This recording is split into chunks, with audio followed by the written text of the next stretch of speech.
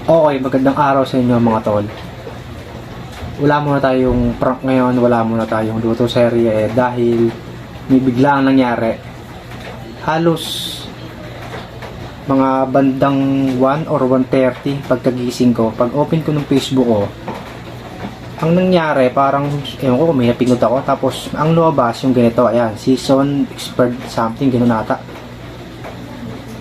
Pagpindot ko, eto, yung susubukan ko na siyang i-login uli, eto na nangyari, ayan. Biglang lumabas yung pangalan na yan, ayan, eto na, dito, papakita ko nila sa screen. Yan, lumabas yung Harold Mercado na yan. Ngayon, hindi kasi ako naniniwala sa mga parang scam, ganon. Parang platform ko ito, see is to believe. O kaya mangyayari muna bago ako maniwala. Biglang eto na nga nangyari sa ano ko, sa Facebook ko. So may possible na pwedeng ma-scam. Doon sa part na yun, naisipan ko parang totoo pala siya. Kaya awareness na rin itong video na to sa mga ganyan na lumaban naman kayo ng patas.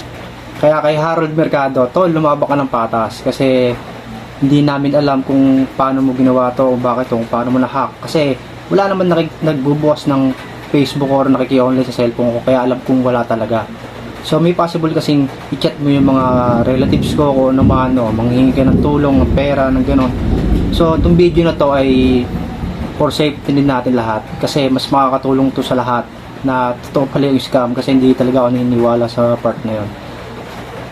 Ewan ko ba kung bakit to lumaba ka ng patas, kasi yung pera na gano'n, malaking bagay kung sakaling nakahingi ka ng tulong, gano'n. Buti na lang at okay na yung Facebook ko, yung page ko, yung gano'n, kasi malay mo, na-chat na niya pala. Kaya tol, sa'yo, gumawa ka ng patas, lumabang ka, kasi lahat naman pinaghihirapan.